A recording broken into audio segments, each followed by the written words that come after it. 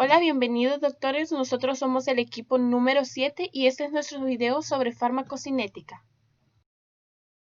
Hola, mi nombre es José Enrique Liabarra y a mí me toca explicar algunos conceptos, empezando con la farmacéutica. ¿Qué es? Se refiere al conjunto de investigaciones y desarrollo de nuevos medicamentos que permiten el alivio o el paro de sufrimiento para los seres vivos.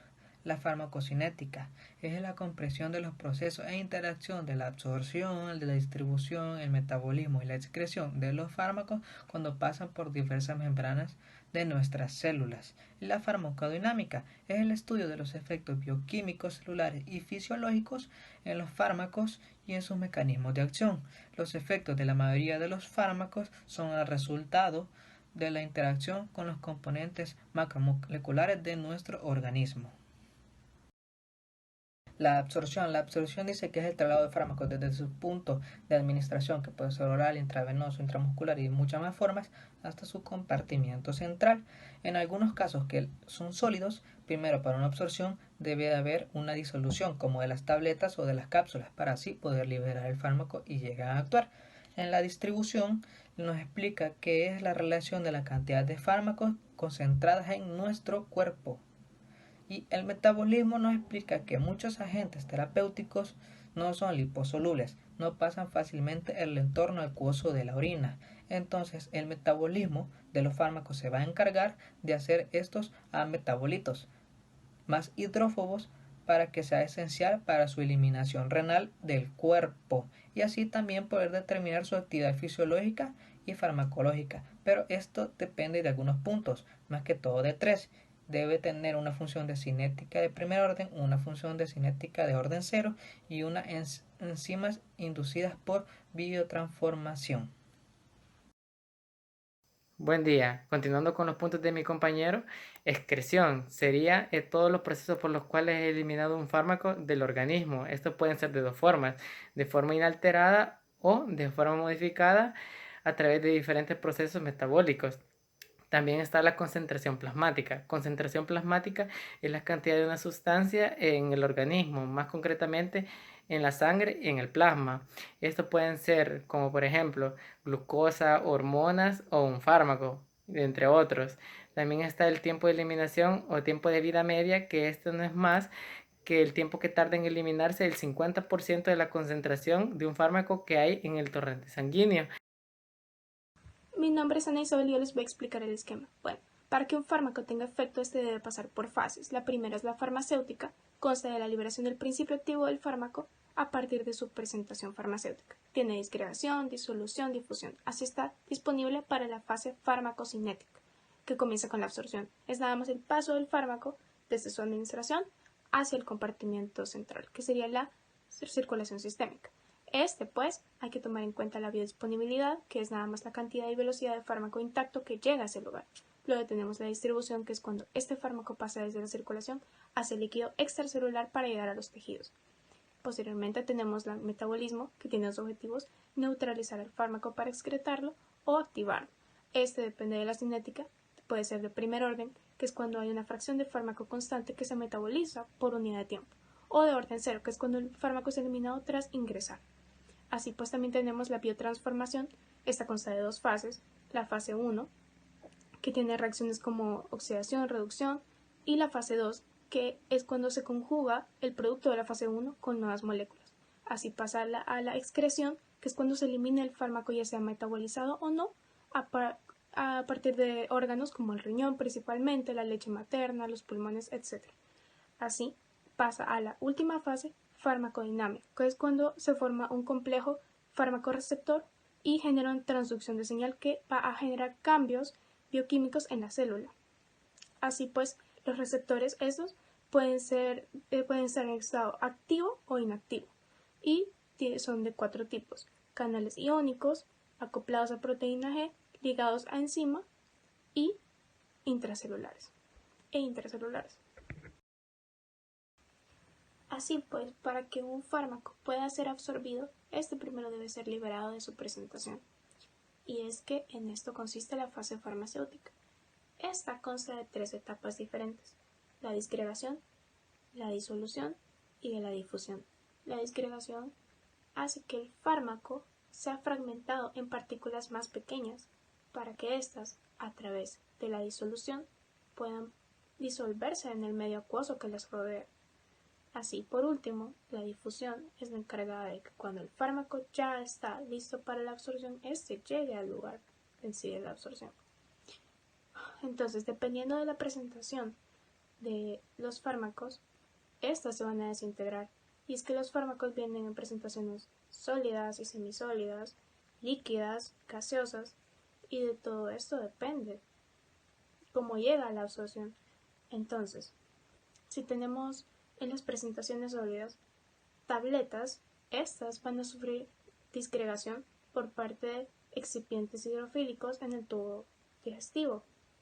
Estos van a ser los encargados de hacer que estas tabletas se desintegren en partículas finas para poder absorberse. Así, igual, en los líquidos hay soluciones que son inyectables. Estas llegan directamente a la circulación sistémica para absorberse. Y posteriormente, en el gaseoso, si se tiene un inhalador para asma, este funciona a través de presión. Y esta presión hace que las partículas del gas lleguen directamente a sus receptores. Así como se ve en el esquema, hay una disolución mayor y una disolución menor en presentaciones líquidas y sólidas. Así, es mayor si estas tienen ya las partículas finas que llegan para absorberse. Mi nombre es Carla Marcela y voy a hablar del ítem 4 de la guía de discusión. Dibuje una curva de concentración plasmática y relacione las 4 etapas de la farmacocinética en la curva. Como ya sabemos, la farmacocinética va a constar de 4 sucesos que serán la absorción, distribución, metabolismo y excreción, la cual se puede dar mediante vía renal o por la biotransformación hepática. En la gráfica nos vamos a valer del tiempo y de la concentración para hacer esta medición. El tiempo está ubicado en el eje de las X y la concentración estará ubicada en el eje de las Y. Hay que recordar que todo fármaco que entra al cuerpo aumentará la concentración plasmática y se excretará. Esto ocurre en 2 fases, representadas en la gráfica en pantalla. En la primera parte corresponde a la absorción, distribución y metabolismo, en donde los fármacos liposolubles tienen ventajas sobre los fármacos hidrosolubles, pero estos 2 fármacos cumplen aspectos esenciales, como la cinética del primer orden, la cual depende de la concentración, por lo que podemos decir que entre más concentración, más rápido se elimina el fármaco. Caso contrario es la cinética de orden 0, que no depende de la concentración, por lo que quiere decir que se elimina la misma cantidad de fármaco que es administrado. La otra mitad de la curva va a corresponder a la excreción. En la curva va a existir el punto máximo, el cual es la máxima concentración y es conocido como la Cmax. El tiempo en el que se alcanza de la Cmax corresponderá a la Tmax, el cual es el tiempo necesario para que un fármaco alcance su concentración máxima. Y por último vamos a tener a la vida media, que es el proceso de eliminación, las cuales se puede ejecutar por vía biliar, por vía renal, pulmón, sudor, leche materna y gastrointestinal. Gracias. Siempre hablando del literal anterior, nos toca resolver la siguiente gráfica, que dice así: en base a la administración, grafica el comportamiento de un fármaco con respecto a las 4 vías de administración. Ok, podemos iniciar hablando de un fármaco administrado por vía oral, en la cual su curvatura va a tener una tendencia a mantenerse como la campana de Gauss, es decir, de una forma normal, alcanzando su pico máximo después de unos minutos. Esto debido a que un fármaco administrado por esta vía por obligación tiene que pasar por los procesos de absorción, distribución y metabolismo hasta llegar a su pico máximo. Ahora bien, si tomamos el ejemplo de un fármaco aplicado por vía intravenosa como la ceftriaxona, que es un fuerte antibiótico, podemos observar en la gráfica presentada en pantalla que la curvatura se interpreta de esta manera. En poco tiempo podemos notar el incremento de la concentración máxima, o sea que en poco tiempo hace efecto. Por lo tanto, su efecto es instantáneo, como ya lo mencioné, pero su prolongación es poca. La ventaja de este es que alcanza la biodisponibilidad del 100%. Caso contrario, vendría siendo de un fármaco administrado por vía subcutánea. podemos observar que la meseta es muy amplia, dado que el fármaco se continúa absorbiendo con el paso del tiempo. Su administración es lenta pero constante, y los niveles alcanzados en plasma son similares a los de la vía intravenosa. Ahora bien, un fármaco administrado por vía intramuscular tiene un aspecto parecido a la curvatura de la vía intravenosa. La única diferencia es el tiempo de duración del efecto del fármaco. Esto también va a depender de la complexión física de la persona, como por ejemplo en los atletas, en los cuales el fármaco se metaboliza más rápido y por ende tiene corta duración. Gracias. Mi nombre es Sofía Coto y el día de hoy voy a estar hablando de los puntos 5 y 6 de la guía de farmacocinética. En el punto 5 nos piden que mencionemos los factores que influyen en la absorción de un medicamento y cómo lo hace. Bueno, sabemos que la absorción es el traslado del medicamento desde su punto de administración hasta el compartimiento central. Entonces tenemos que estar conscientes de que hay factores que influyen en este traslado del medicamento. Aquí pueden ver una lista en general y en las siguientes diapositivas vamos a hablar detalladamente de los más importantes. Vía de administración. Sabemos que no es lo mismo administrar un medicamento por vía oral, que es mucho más tardado, que por una vía parenteral, que es mucho más directo. Grado de ionización. Sabemos que los medicamentos no ionizados son liposolubles, por lo tanto va a ser más rápido su entrada por las membranas y será más rápida su absorción, por lo tanto, que la de los ionizados. Estado físico del fármaco. Los fármacos líquidos son más fáciles de diluirse, por lo tanto de absorberse, que los medicamentos que están en estado sólido. Superficie del área de absorción. Entre más grande sea esta área, mayor será la absorción, será más rápida. Así como es en el intestino. El área de absorción del intestino es bastante grande, por lo tanto es mucho más rápida que en el caso del estómago, que es más pequeño. Flujo sanguíneo del sitio de absorción.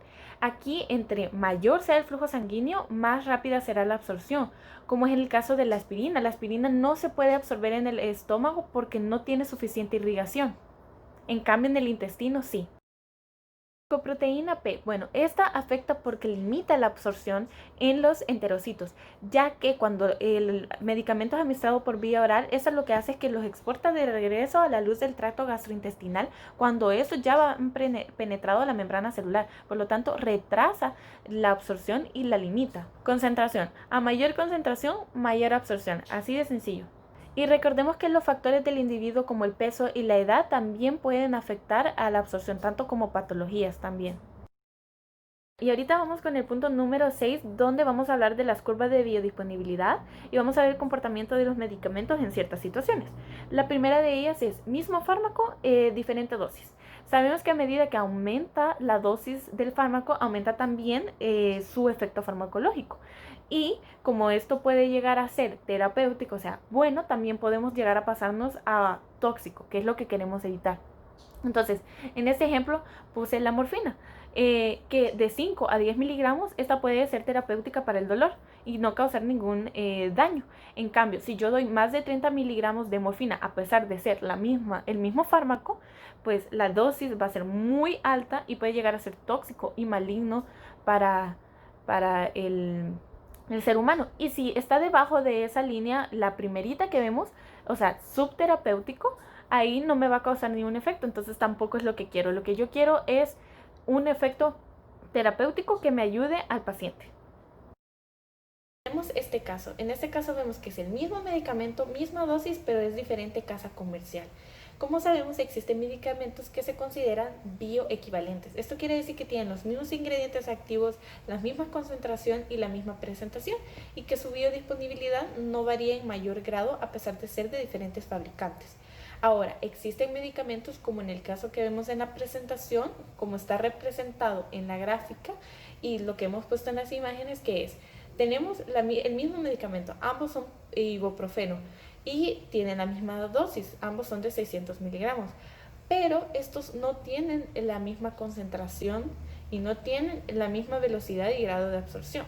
Ahora, como podemos ver, el medicamento A logra llegar a una concentración mucho más alta que el medicamento B y además lo hace en un tiempo más corto.